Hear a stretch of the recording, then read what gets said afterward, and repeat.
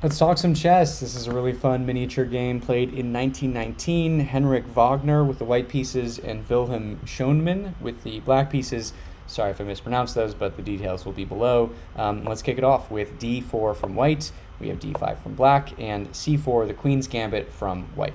Black declines and plays a counter gambit of his own with e5, offering up a pawn now on e5, and white accepts, playing d takes on e5 here, and black pushes on with the pawn on d4. And this pawn is going to be a very important piece on this square in this position, so just keep an eye on it and keep an eye on how sort of the pieces develop around it. We have knight to f3 from white, so comes to an attack on the pawn, and symmetrically black plays knight to c6, defending the pawn again. We have knight to d2 from white, nicely connecting the knights, relinquishing the queen's attack of the pawn on d4, but that's okay for now. And here black wants to get rid of this nasty e5 pawn, so plays f6, but white marches on with e6. We have bishop takes on e6 by black, and now a3 by white.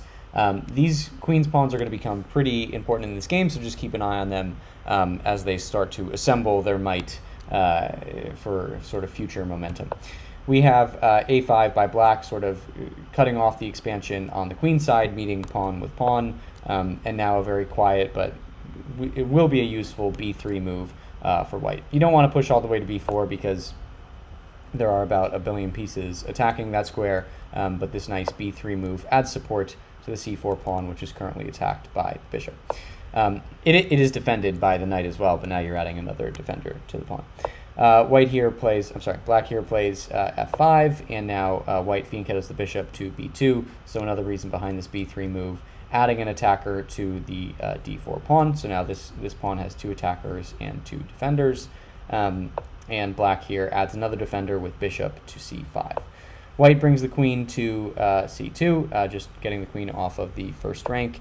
Black simultaneously brings the queen to e7, and now we have g3 from white, preparing to fianchetto the bishop on g2. So this is actually a better position for black. So the bishops are more powerful for black. You have easy development of the knight on f6. The queen is on a more useful square, whereas white's bishop on b2 is hemmed in by this pawn on d4, and this pawn on d4 is like ultra protected, so it's going to be difficult to get rid of. So this is a better position for black, and in this position black needs to play knight to f6, and then after white fianchettos the bishop, black can castle kingside, and the king is very safe, and this is all good. This is actually where black makes essentially the losing move, and a classic mistake, decides to castle on the wrong side, and here black goes with a queenside castle, and this is a big problem because white essentially has a lot of ammo on the queen side that's ready to jump into the attack, and the a file is threatening to open up because you have a pawn sort of that's isolated here on a5, and b4 is potentially coming to sort of open up this file and get an attack with a rook going. So this was when the position shifted from in black's favor to in white's favor, and the next couple moves, there's a move that white should play but doesn't, kind of dallies before, but then plays it and gets a nice attack going. So first we have queen to d3 by white, adding another attacker to this pawn. Black develops the final piece, knight to h6, preparing this knight to g4 idea. White finally fianchettos the light squared bishop to g2, and now we have knight to g4. So this will be a powerful knight attacking the white king if indeed the white king castles, and in fact the white king does castle to the king side. And here sort of black is betting that white's not going to play h3, kicking away the knight, because this would kind of disrupt even more the pawn structure that white has around his king. But the real reason that white doesn't play that move is because white is more interested, well, first of all, black cements the knight on g4 with h5, but now white is interested in getting an attack of his own going, and he plays the move that should have been played after black castled queenside, which is b4. And this is a nasty sort of pawn push. Here black takes the pawn with a takes on b4. This is not the best because it allows a takes back on b4, which opens up the a file for the rook.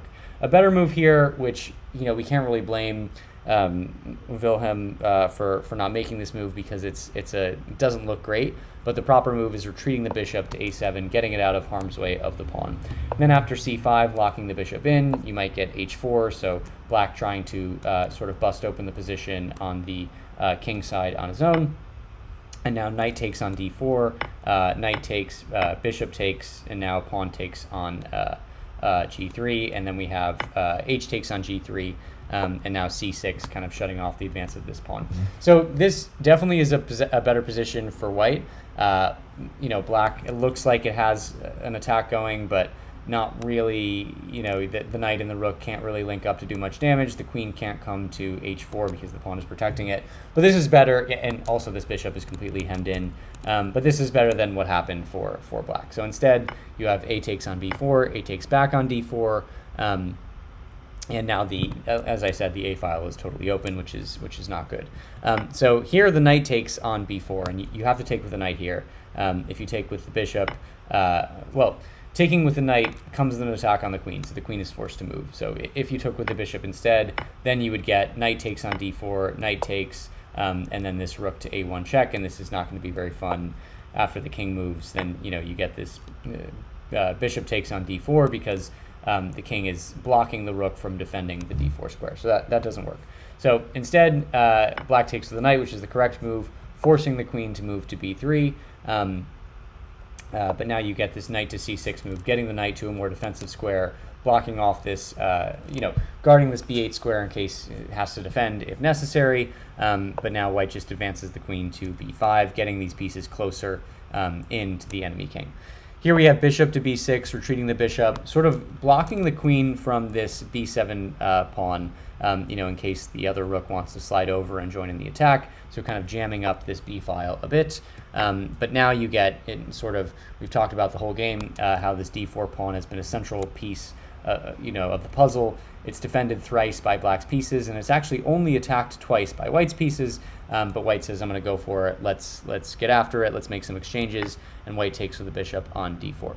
So black takes back, and not good for black, right? If you retreat the bishop and then you have to move it the next turn. So that's, you sort of lose some tempo there. Now knight takes back on d4, and finally we have rook takes on d4. So it seems like white has just sacrificed a knight for a pawn for nothing, but that's nothing yet.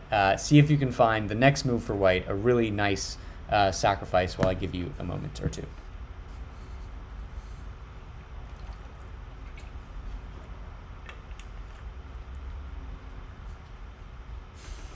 Okay, so maybe you're thinking this isn't a sacrifice, but maybe you're thinking you want to take with the bishop on c6. This, I think, works out fine. Pawn takes on b6, queen takes on b6. King tries to move right away to d8, then you get the rook coming to a8 with checkmate. Or sorry, not checkmate, with check.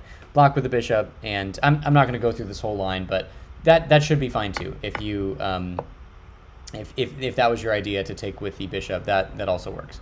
But white played a much more stylish move, a much more aggressive move, basically the most aggressive move possible in this position.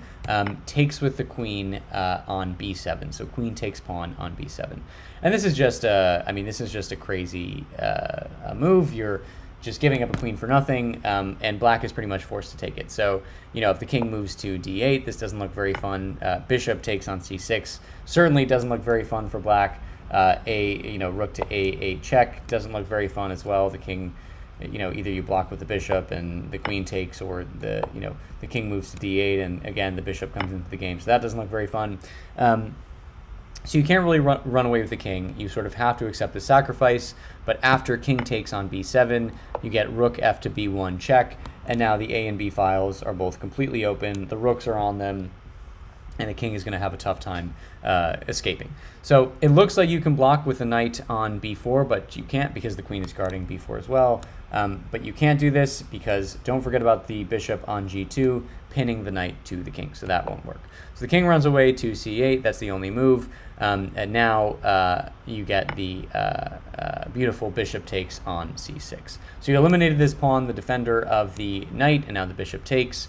And now this is a very difficult position to defend. The bishop is blocking the d7 square for the king to escape, so white is threatening checkmate in one with rook to a8. So here black plays the very desperate queen to a3, and you know, this looks like a sort of a silly move because you're sacrificing a queen. You're sort of, you know, giving up a queen here. It does avoid checkmate for a little bit. So after rook takes on d2 or d3, then you should get, I think, the proper move here is the king runs away to d8, and the idea is the queen has vacated the e7 square, so you know this rook to a1 or a8 is no longer checkmate because the king can run away. So that's the way to continue the game and avoid checkmate.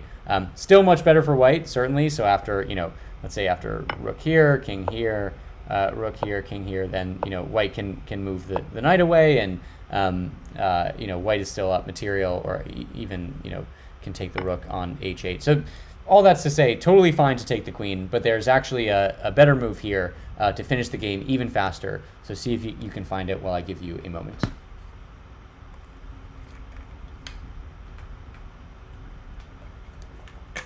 Okay, so here, you know, black is offering a queen sacrifice to vacate this e7 square, but the best move is just to ignore that and play the beautiful rook to b8 check. So you've already sacrificed a queen on b6, why not sacrifice a rook on b8?